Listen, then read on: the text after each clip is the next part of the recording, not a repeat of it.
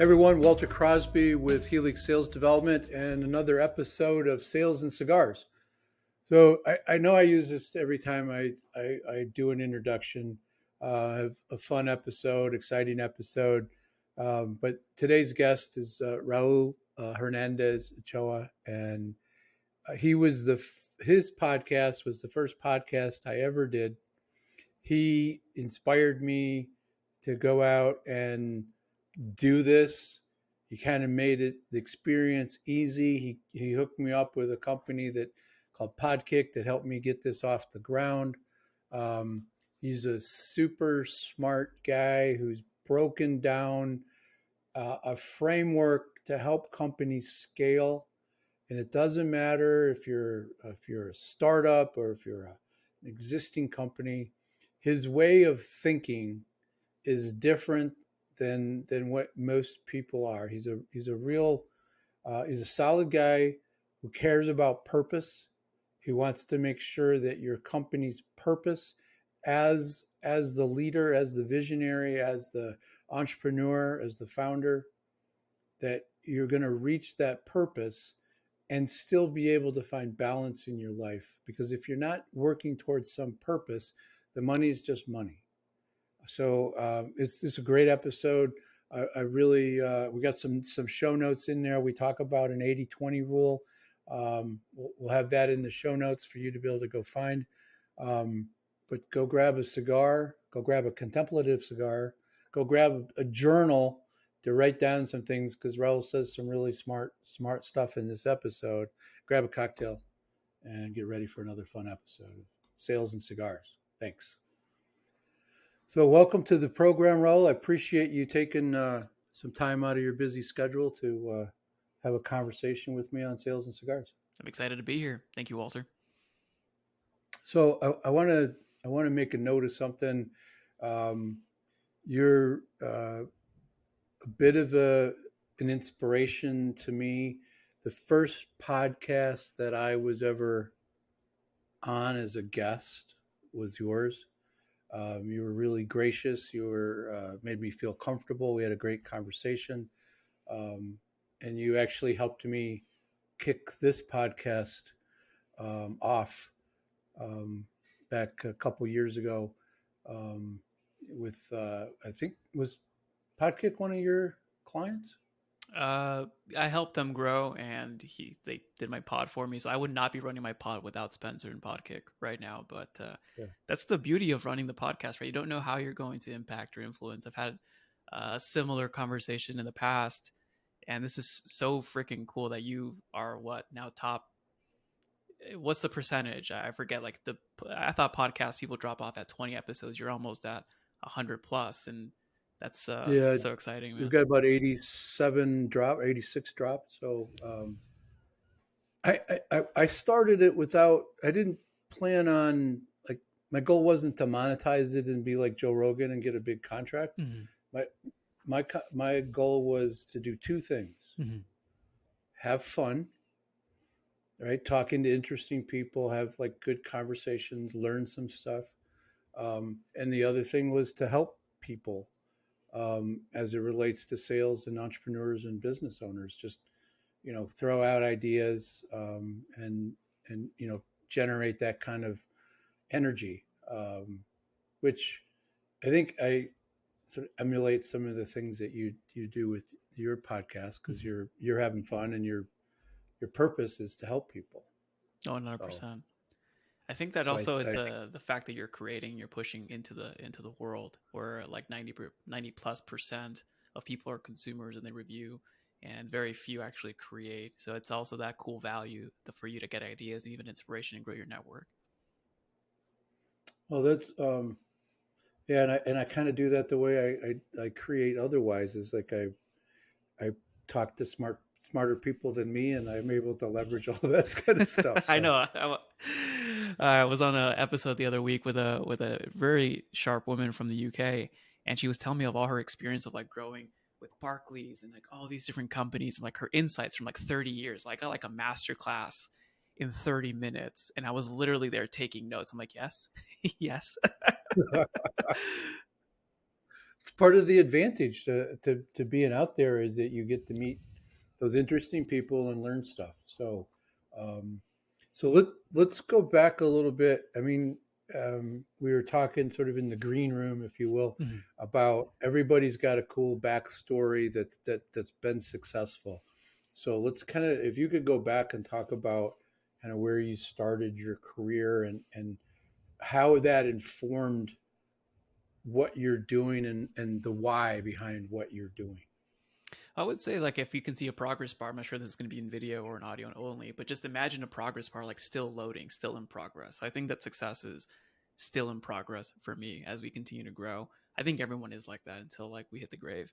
But I think I started my career like legitimately like actual like in corporate world back when I was still in college, and that was in 2012, 2013, I think. Um, but regardless, when I graduated, I was still focusing on working at in banking. So I was at JP Morgan Chase Bank, retail banking, and I graduated through the ranks of whatever banker positions we needed to do. And it was mostly personal sales, phone calling, outbound sales, inbound sales, getting people to deposit $250,000 to the bank, et cetera, et cetera. Well, that was the Mm-hmm. goal, right? And working with the advisors. But while I was still in college, I think I failed three companies, three product ideas. Two of them were in the incubator. So we had an on campus incubator to start and launch products or services. So I Cool. failed plenty of times. But when I first got a glimpse of the online world, I was in learning from some entrepreneurs in digital marketing and online marketing. And in 2015, I decided, hey, I'm just going to start something online and go all in. So from 2015 on, I was able to join an online community where they had their first scholarship ever because I didn't have the funds to like join. I think it was like $5,000 at the time. Didn't have that money to invest, and for some reason I got into their scholarship program and I dove headfirst and I connected with people across the globe. This was my first experience to like remote interactions with talking to people in, I don't know, 17 hours ahead of me, etc. And Mm-hmm. my goal there was to start a software company. So you can imagine I What was kind of doing, what kind of software? I didn't know. I was just going to start a software company to solve a problem and go through discovering the target market. What were their issues? How could software solve that issue? How do I pre-sell a product that's not built? How do I use those funds to pre-sell it to fund the product and build it and scale? Long story short, I mean, as I'm working quote unquote real banker hours, like luxury, 10 a.m. come into the office, leave at 6. I would wake up 4 a.m., sometimes 2:30 a.m. to learn what I needed to learn, call Hawaii time, call East Coast time, do whatever I had to do to move business and try to create and grow. But we actually ended up not creating a software company. I connected with a now good friend of mine, but my first co-founder, and he was out of New York. We never met. We just contacted over email, then to Zoom, and then weekly chats, and then I think we used Slack at the time. And then we said, "Hey, let's start a company." And we found that people in our market needed marketing advice and marketing supports in terms of digital marketing. So it's like, hey, let's start a marketing service. What is that? Can't be too difficult, right? So we started we started a marketing service. We sold packages. We got some revenue coming through to the point where I'm like, hey, I think I could leave the quote unquote 9 to 5 and go all in. So we did that, and it was the most stress, as a business owner now feeling like what it means to feel stress, like your highs are really high and your lows are really low. I felt stress for the first time, and then like real stress, where I learned that how to process it, that I had to go lift at the gym to decompress and just get the stress out and focus on what does it Found actually the take. found the tools, the tools to deal with all of that. 100%, like healthy outlets. Um, And I think I forgot how long we were doing that for, but at the end we're like, hey, I think we're growing this into like an agency. Like we have to hire staff and we have to do X, Y, and Z. When I personally really love doing the work, like the actual managing campaigns, running stuff, and actually getting into the weeds. So we decided to, hey, let's part ways. Let's just stop the company. And from there, I forgot, how did I transition over? I think I applied to work with a gentleman who was running an agency, and then within 3 months, I was like managing part of the division. And they were doing like a merger acquisition type deal at the time, and that deal didn't go through. But then I started working with an influencer in the online space, taking over, well, not taking over, but helping and supporting with clients, with the coaching programs, with the community programs, with the trainings, running my own trainings, managing larger accounts and larger ad spends, and got my exposure there. And that was extremely fun. And then from there, I went on to grow a digital marketing agency in support with what now is 7 Mile Media. Helped them almost triple in less than a year. And this is not triple in like in thousands, this is millions. The run rate was pretty good. And that was an insane year. We did so much in such a little time where I felt like every week we were just back to back calls and trying to grow and figure it out. But in that process, a mentor of mine told me, you have something here. The mechanisms or the frameworks or the ideas that you developed to get to that scale that quickly, there's something here, you should document it. Like, okay, what does that mean to document it? So I started documenting it. I started analyzing my frameworks. I started analyzing what were the flows? What did it look like? How did we do this? What were my mindset shifts? What is my value in terms of what I could add to the conversation in business? And I wrote my first book. Then from there, Productive Profits was born. We launched in 2020 in March. I won't remind everyone what happened in 2020 in March, but we launched. Sure. Amazon bestseller the next day. That was pretty cool. I wasn't expecting it. I had no real marketing at the time. I just launched it, and then it picked up. A couple friends picked it up, and it started hit bestseller. And then I started doing more coaching and consulting, focusing on the operations and the growth side. And since then, been really lining myself up to, because like I said, work in progress. This is still 2020. Today's 23. Lining myself up in the intersection of where operations meets revenue, and figuring out how do we marry both to have growth operations and sales and marketing that reaches the levels of growth that we want, in alignment to the actual purpose and goal of the founder. Because if it's not aligned, then why are we growing? So that's kind of where I'm at right now. And that's the 10 years in 10 minutes. That's awesome. Thank you. And there's a couple of things I want to pull out of that, because one, you had a mentor. Let me go back farther. You did the work. You did the hard things of trying to learn, doing the things that you didn't know how to do, and you went out and figured out how to do them, however that was, right? You just did the work. And you had a mentor that helped you see that you had something, right, that needed to be, you needed to tell that story, and you needed to figure it out. And I think that little, it's not little, but that is like a little nugget that I think a lot of people struggle with. And I know myself, I go do things and they just happen. It comes out of my mouth naturally. It flows. For me, it's a struggle to go back and like, how the hell did I do that? And break it down into the pieces, because you're training people to do things. You can break things down in a sales process. You can break things down at what needs to happen from a marketing perspective, but it goes back to have that initial framework, right? That's a huge piece that's challenging to do, and sometimes you don't see that, and then once you do see it, it's like, how the hell am I going to get that done? And it really takes, to me, that's even harder than just doing the work to learn how to do the first thing. And then being able to go back and tell that story repeatedly to other people, right? And sell that and get people excited about it. That's the fun part. But that grind of creating those, because you're really creating the framework, the processes, and then how do we go 1, 2, 3, 4?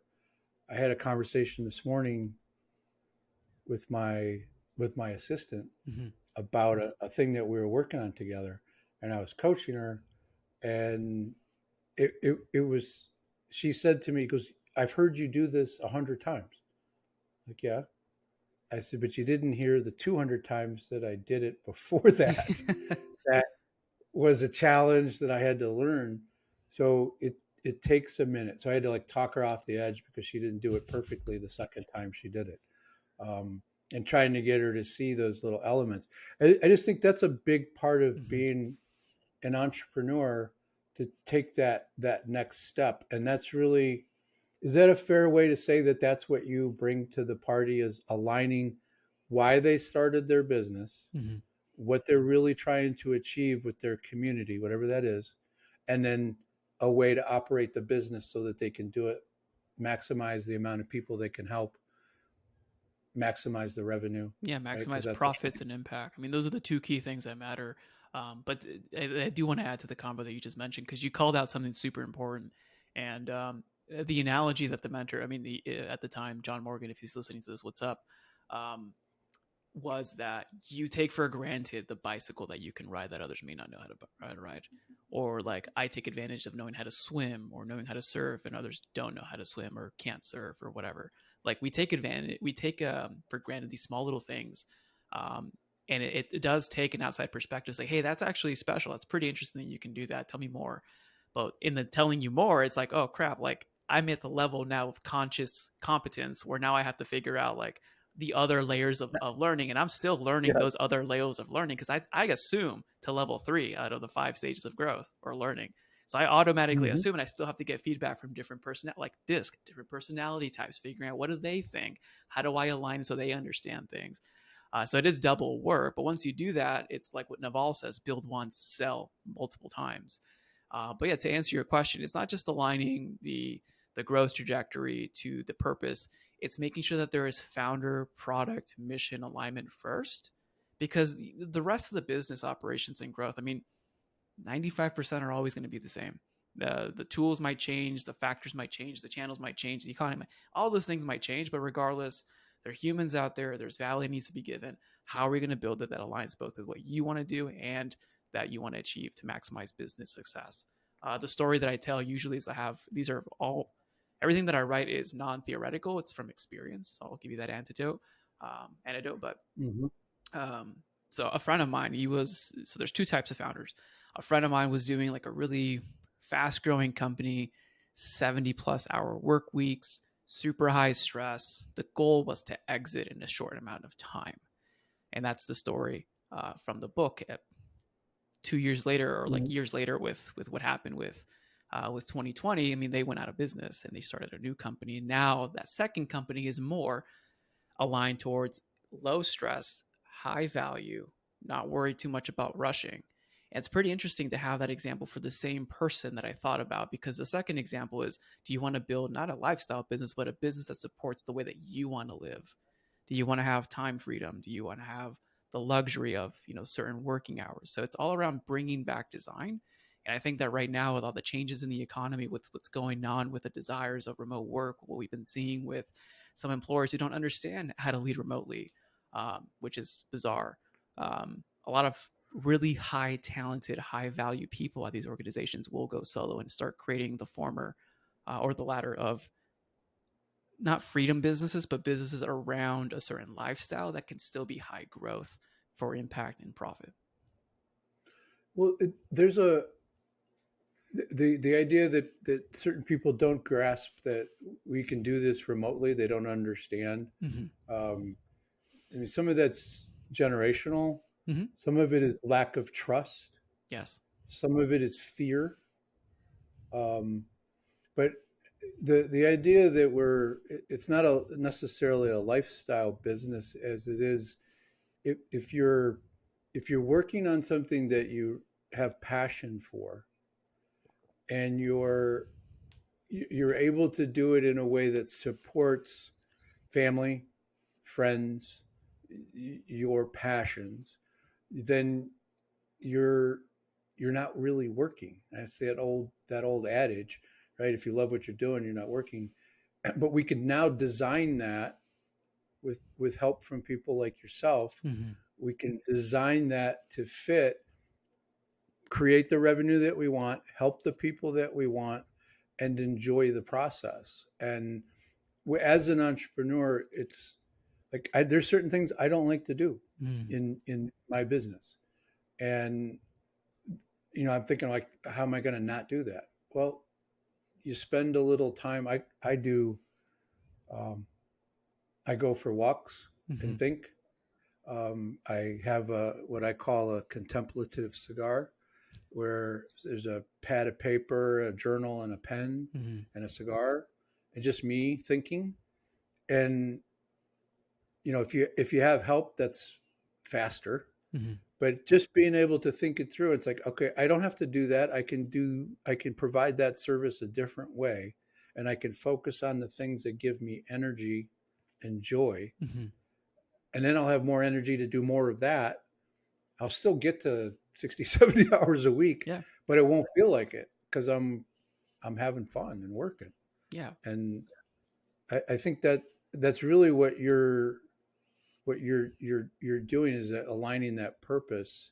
We can't forget about that. Otherwise, we just turn it into a job, which 100%. And you sucks. nailed it. It's the design portion.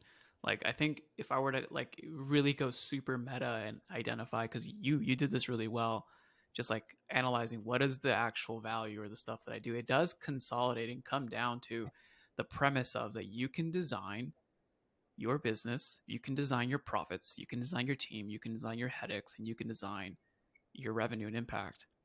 And at the same time, because your journey matters. And I always preach that the journey does determine the destination. Sometimes we get it mixed around that the destination is what we're after, That and that's good. forget the journey. Like, oh no, but no, your journey does determine your outcome 100% of the No, time. it does.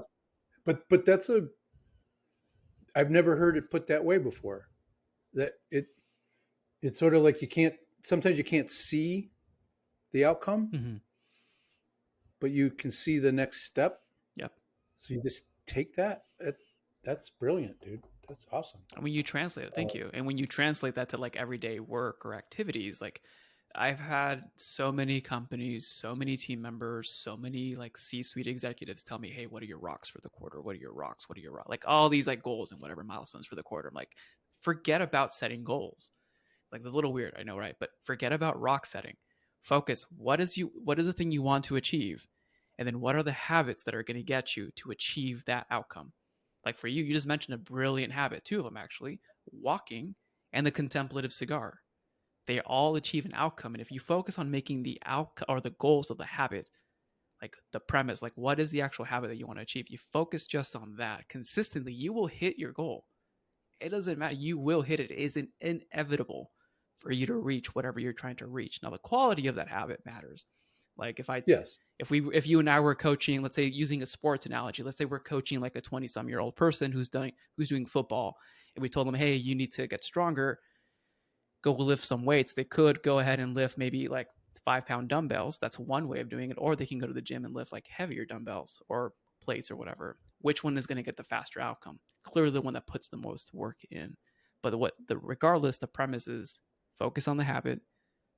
Each day will unwind and you'll start seeing different paths, but you have to take action first. Consistently take action, discipline yourself, and then from there, doors will open and the destination will reveal itself to you. You also have to have the effort to do that and be able to recognize this is directionally correct, but I can kind of change how I do this Mm-hmm. a little bit. I'm still walking, but if I walk fast for like 5 minutes and then I walk at a normal pace and then I walk fast again, I I create more of a cardio situation, right? I'm Mm-hmm. just using a dumb example, Yeah. but it's that discipline to do the habit is what's going to force you. And it's like what we were talking about with podcasts. Most people quit after 7. Um, salespeople, most salespeople, 84.4% will stop their follow ups Oh, after 1 wow. Oh my follow up. gosh. I mean, when you look at the data, that's what they're doing, Yeah. and it's like, how do you create any momentum? How do you create any of consistency if you don't have that follow through? So 100%. I love it. It's habit, the discipline, the effort, and then just sometimes you got to sit back. It's like, is this working right? And do a Measuring. little pivot, maybe. Yeah, measure exactly. Yeah, you're 100% Um, right. I mean, if we look at, I mean, one of my favorite book mentors, like Brian Tracy, I mean, he's very popular in sales. And if you know an intro, I'd love an intro to him. Um, but what he mentions is that sales floors would make it the goal of getting the first 10 denials of the day. And whoever got the first 10 denials from a customer, like making their phone calls, and the first 10 no's gets a prize. Because then the focus is, don't focus about getting a yes, focus on doing the habit of dialing, getting someone on the phone, and getting feedback, a yes or a no. Like that's what matters. And what doesn't matter is, oh, I only got 3 no's today, I'm going to give up, as opposed to dialing 300 times in a day and getting, you know, maybe 200 no's, but 50 yeses. So it's focusing on what is the habit that we want to focus on, like you mentioned, and then the discipline to continue and focus on what actually matters. And sometimes you need the motivation to do that. Sometimes it's fear. Sometimes it's the job if you don't do it. I lived in New York 2 weeks after I graduated college. I'm in New York, Mm-hmm. and I had no idea what I was doing. And my training was, hey, there's a phone, the desk, go grab that chair, and then go canvas 805 Third Avenue and come back and tell me what you learned. Right? That was my training. Yeah. And I had to go dial the phone. And if I didn't have 400 dials during the day, Mm-hmm. right, that was sort of like an unproductive day. But what the guy told me, Charlie, said, I don't care how many calls you make.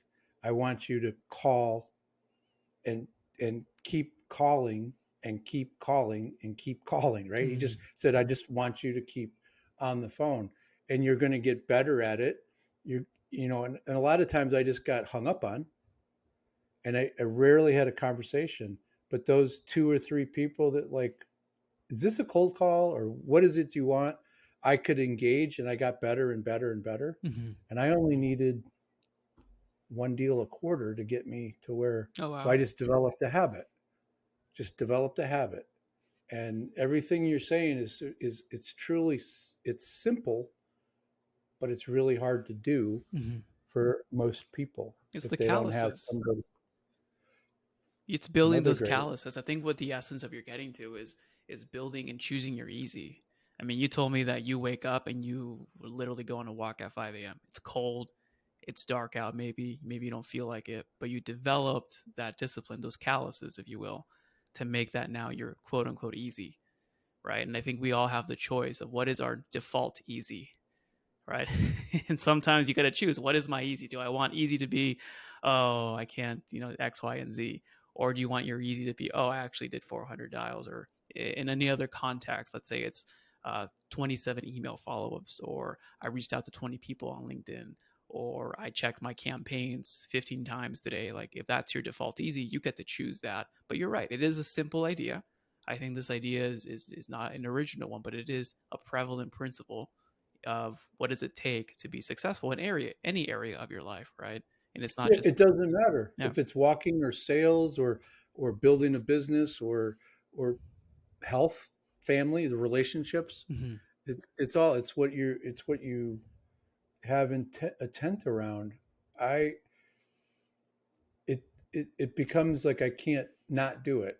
Mm-hmm. It's not optional, right? And when it becomes not optional to not do the thing, whatever that is, whether that be walking or making the phone calls or going to the networking event, that's like, hey, I don't want to do that. Yeah. But if you commit to doing something, you have to do it.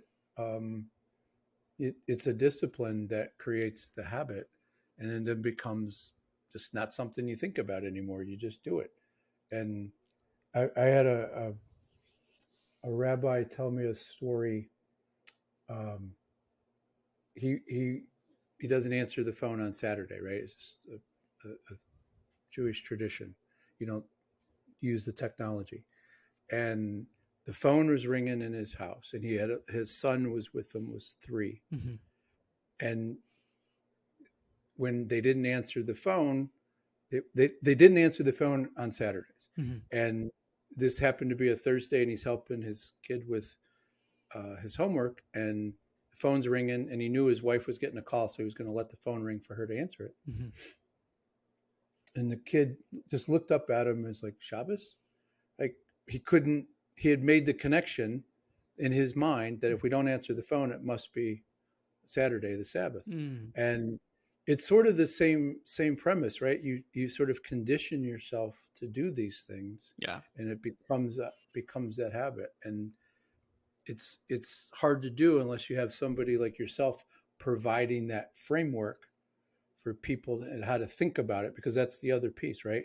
How do I think about what it is I need to do? What are the right habits? Yeah. And that's where you bring in some additional needed, shorten the cycle, go faster. What are the essential ones? Because yeah, The essential habits. and because you hit on it before, the buckets are the same, the the tactics are different, but you can figure that's the easy part out. But what is it that we're trying to get to? What's that purpose, and how do we?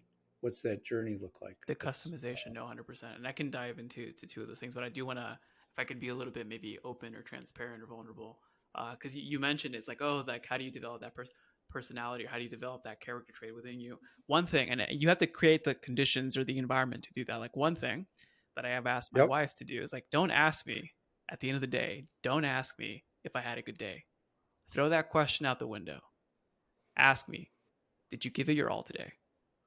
And Ah, how can I back down from that question? Like here comes, like for me, it could be your spouse, it could be your kid, whoever it is, someone that you really care about. They come to you and tell you, hey, did you do it your all today? And I do not want to be at the end of the day saying, no, I actually, fiddle my fingers today. And like, I, didn't focus on, or I did this pod, or like I focused on watching all these YouTube videos instead of actually doing the actual work. Like I can't come to the end of the day of saying that. Like that's a because you know condition. that questions because you know that question's coming too, right? I Yeah. mean, Yeah, so that's awesome. it gives me that accountability. And one of the things, I mean, my one of my habits is to work to write every day. Part of those outputs, I've published a couple workbooks per se. One of them is actually around how to structure your day, how to build the right habits, and how to actually focus personally. Because I've been blessed to be able to work with hundreds of people online. And these are like individuals who are part of organizations or employees or contractors, and they always have the same questions. How do I structure my day for the highest efficiencies? Or how do I structure my productivity? Or what habits should I focus on? So I wrote like a framework, a manual that literally dives into it. And you can get the principles and use it, whatever tools you want, or you can use the workbook. But it does go around what you mentioned. What is your direction? What do you want to focus on?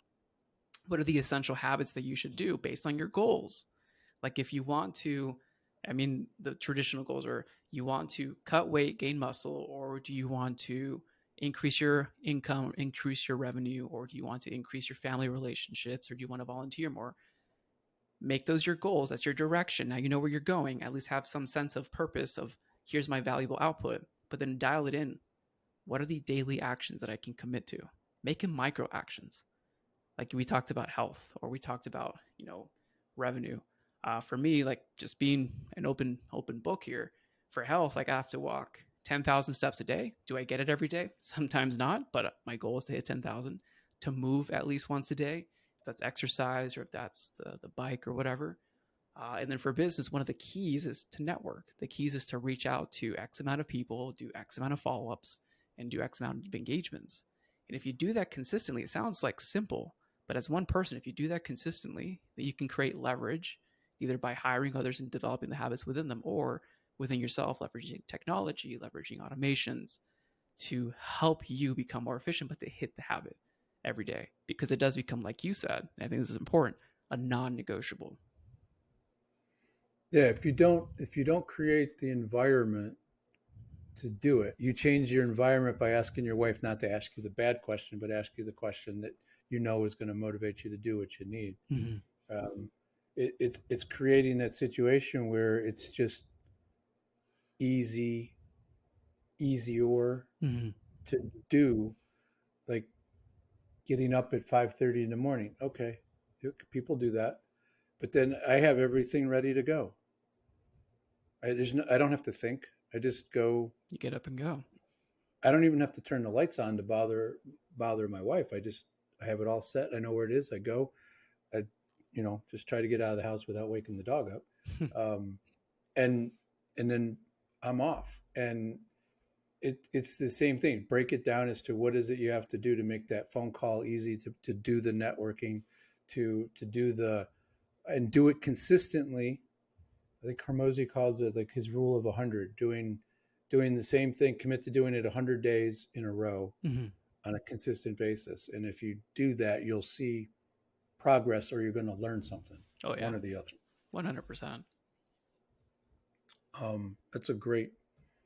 So you mentioned a workbook that you created. Like, um, how do people access that? Amazon, like your website? Yeah, it's What's the actually for way? free. So I mean, this is a free thing that I wanted to distribute. If you want the physical thing, you can buy it on Amazon. But it's the 80/20 journal. That's just like a auxiliary thing that I work with teams on. Because if I'm leading the founders, or I'm mentoring a CEO, or I'm helping a company grow, who am I going to end up working with as well? The actual people implementing the work, and they need to be highly efficient. They need to be highly motivated. They need to be highly focused, and achieving their life goals. Because if not, like that, there's a balance between business and people 100%. Specifically for labor intensive businesses where your people are your business, and so on and so forth.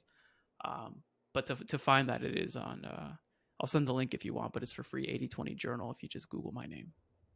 Okay, and we'll put that in the show notes for people, that because um, it's something tangible that I don't know. I think most people want to do the right things. They want to do it, but sometimes they just get stuck Mm-hmm. and not sure how or where to start. And it's you know it's just taking that first step, taking action.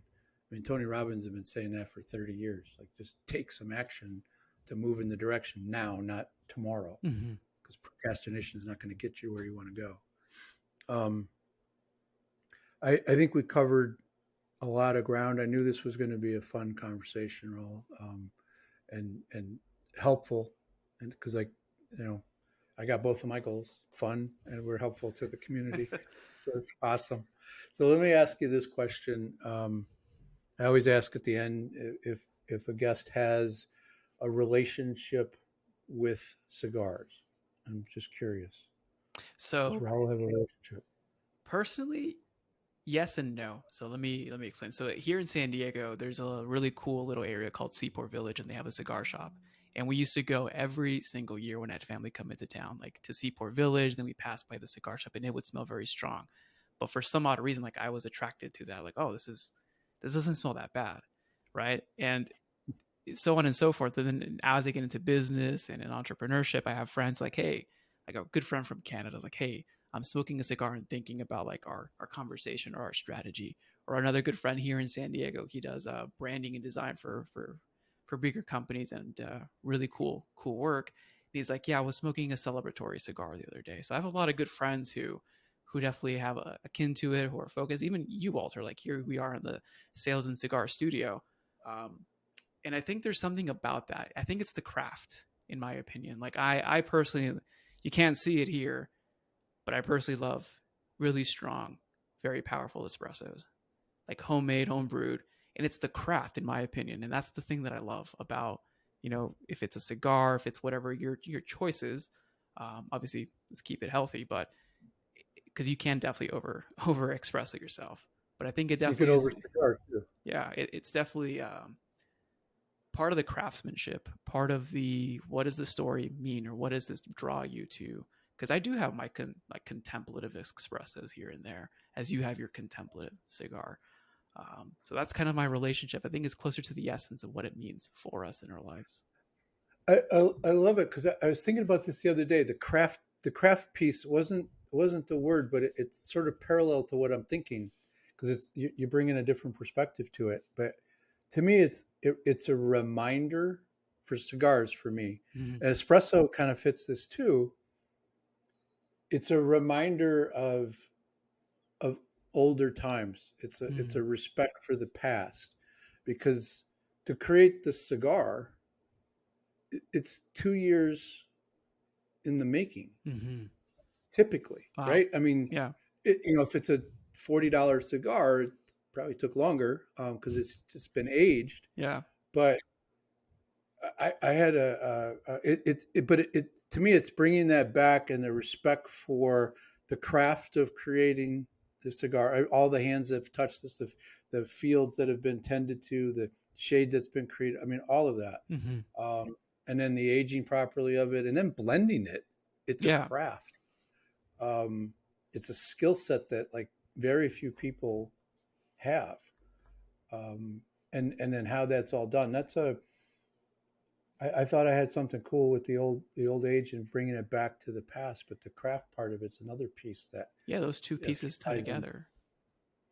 Yeah, they're kind of parallel in alignment. And even It's in awesome. today's modern age too, like artificial intelligence or machine learning or technology can't do that, right? It can't enjoy this. It can't focus on the craft. It can't call back to a legacy. And I think there is something there. You know, we can probably just be here talking all the rest of the pod around that, but I think there is something there, and it's finding what is your craft as you listen to this. Like, what is that one thing, that memento, maybe that piece that reminds you both of life and that of the future and your eventual like end. And I think it's like it's a still moment and something to enjoy in the moment, right? Part of the journey. Yeah, and actually bringing an espresso and a cigar together, like when I spend time in Florida, I mean that going out on the patio with a super hot, strong cup of coffee and a cigar, and the quiet and watching the the world wake up, if you will, Mm-hmm. right? The birds and the winds blowing around and the little squirrels and things popping about. Um, it's sort of a reminds you of the past, reminds you of what you should appreciate, and sort of that thankfulness that it's a good way to start the day. It's So the beauty of being alive. yeah, dude, this was a great conversation. Truly appreciate your perspectives. We'll have to do another one of these where we can talk a little bit about artificial intelligence and how that might affect what we do, and then how it won't, because there's certain things it can do and certain things it can't do. Mm-hmm. Um, Consciousness is an important aspect of Oh my gosh, this being is the year, being a human. man. This is the year. This is the 2000s of AI, back when everyone was spinning out a different phone, a widget phone, whatever. We're going to see a ton of Yep. that, but there's going to be a lot of disruption, and that's a good thing. It is. It's scary for some people, but and at least for my space of sales, it, it's gonna impact the the poor performers, Oh yeah. and the people that have a skill set that can tell a story, that can ask the right questions, ask enough questions, ask good questions, and that can really relate to another human being. I think we're good for another 10 years. I think even See what further than happens that. after I that. think we'll see. But yeah, I'll definitely I'll be prepared for that episode. But I think you're right. Creativity and flexibility are the key skill sets. How do we adapt and how do we use this technology in new ways? Using it to help us, the sciences, I think it can really help move us forward. Um, it can help in marketing too with ideas. I was playing around with it the other day, and it was like, I wanted a couple ideas on this, and I Mm-hmm. asked the question, and it kicked me back like, holy crap. I told my wife, I said, it came back with a couple of ideas that would have taken me hours Yeah. to formulate the concepts by asking a good question, right? But therein the lies. I had to ask it a good question No, 100%. to give me back good answers. But it will save time and expedite, if we use it, as long as it doesn't get out of control. That's the fear. So thank you, sir. I appreciate it. Awesome. Appreciate you, Walter. Thank you.